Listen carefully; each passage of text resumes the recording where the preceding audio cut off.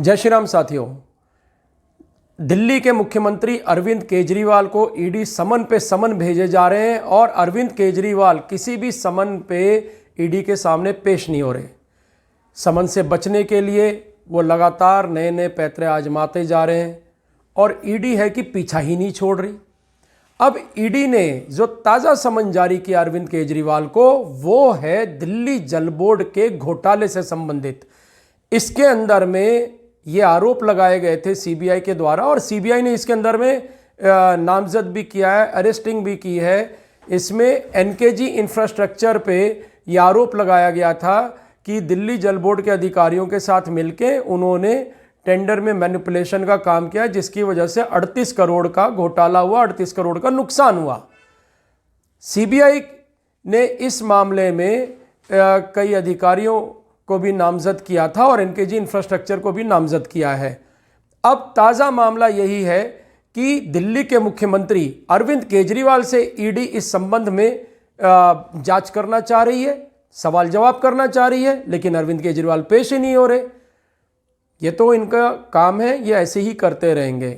लेकिन मेरा इंटरेस्ट इस बात में है कि ये जो एनकेजी इंफ्रास्ट्रक्चर है, इसके बारे में सारे देश को पता होना चाहिए कि ये संस्था क्या है, ये कौन लोग हैं। एनकेजी इंफ्रास्ट्रक्चर पर आज नहीं, आज से करीब 1.5 साल पहले, 2 साल पहले मैंने आरोप लगाए थे कि द्वारका के अंदर जो डीडीए के माध्यम से एक भारत वंदना पार्क बनाया जा रहा है, उस भारत वंदना पार्क में जो प्रोजेक्ट मिला है वो एनकेजी इंफ्रास्ट्रक्चर को मिला है। लगभग 650 करोड़ का काम एनकेजी इंफ्रास्ट्रक्चर कर रहा है और मैंने ये आरोप लगाए थे, जिसका सबूत भी मैं आपको दिखा सकता हूं। मैंने सीबीआई के डायरेक्टर को, भारत के प्रधानमंत्री को, ये देखिए 19/7/2022 को मैंने ये लेटर लिखा था, कंप्लेंट दी थी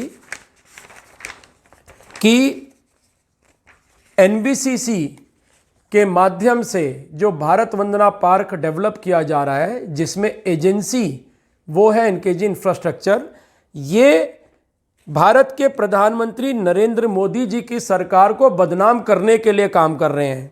the CMD NBCC toes a different line than government of India and now I am fully confident that he does it deliberately to defame the popular Shri Modi government.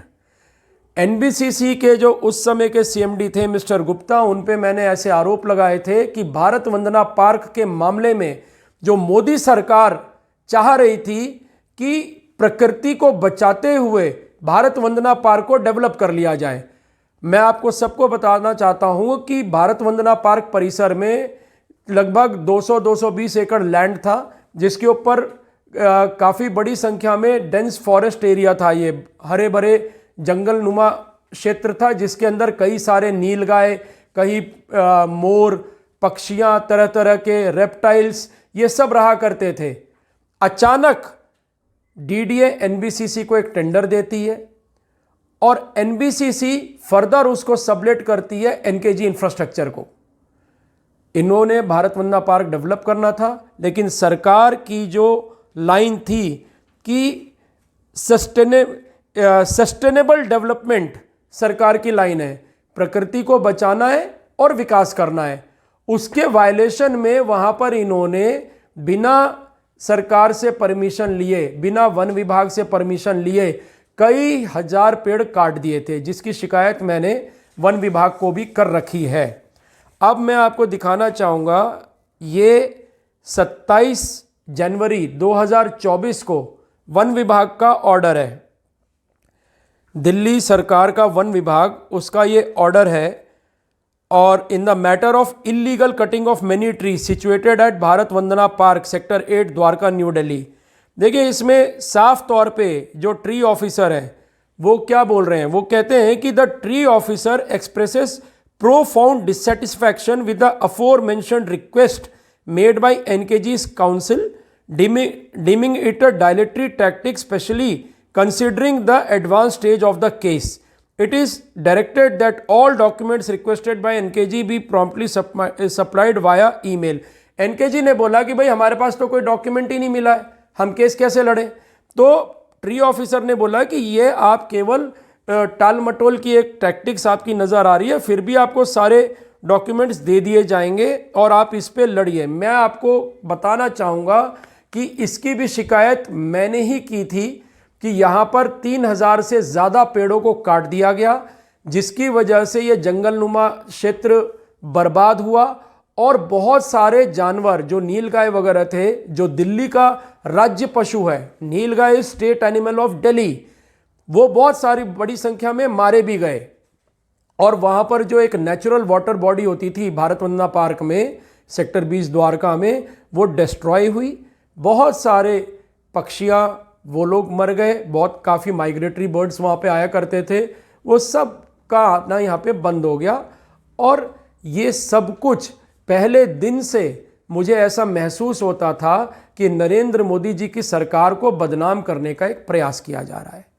अब जब केजरीवाल को ईडी ने समन भेजा है और कहीं ना कहीं ऐसा लगता है कि केजरीवाल के लिंक एनकेजी इंफ्रास्ट्रक्चर के साथ हैं, तो मेरा जो ये क्यास था, मेरी जो ये शंका थी, मेरी जो ये एजम्पशंस थे, अब वो सच होता हुआ मुझे दिख रहा है। इसका मतलब मैंने गलत नहीं सोचा था कि नरेंद्र मोदी की गवर्नमेंट को डिफेम करने के लिए एनकेजी इंफ्रास्ट्रक्चर ने जानबूझ के हजारों की संख्या में पेड़ काटे, जिसकी वजह से वाइल्ड लाइफ भी डिस्ट्रॉय हुआ। और सबको पता है कि दिल्ली जैसे इलाके में अगर आप कहीं पर भी इलीगली इतनी बड़ी संख्या में पेड़ काटते हैं तो या वाइल्ड लाइफ को डिस्ट्रॉय करते हैं तो ये मामला फ्लेयर अप होगा, क्योंकि ये प्रोजेक्ट डीडीए का था, केंद्र सरकार का था। ऐसे में जितने भी जो विपक्षी दल है, भारतीय जनता पार्टी की जो एंटी पार्टीज हैं, ये सारे लोग सक्रिय हो जाएंगे और हर जगह चिल्लाने लग जाएंगे कि देखो इतनी बड़ी संख्या में एनवायरनमेंट को डिस्ट्रॉय कर दिया गया, बिना किसी परमिशन के कर दिया गया।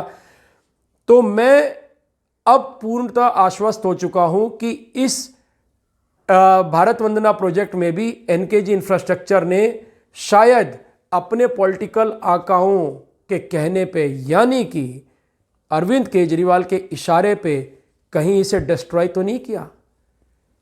भारत सरकार को इस बात की भी जांच करनी चाहिए।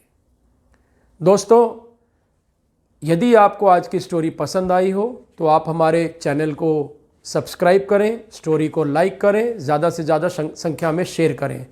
मैं रॉबिन शर्मा इसी तरह जनहित के मुद्दे लेकर आपके बीच आता रहूँगा। जय हिंद, जय भारत, जय श्री राम।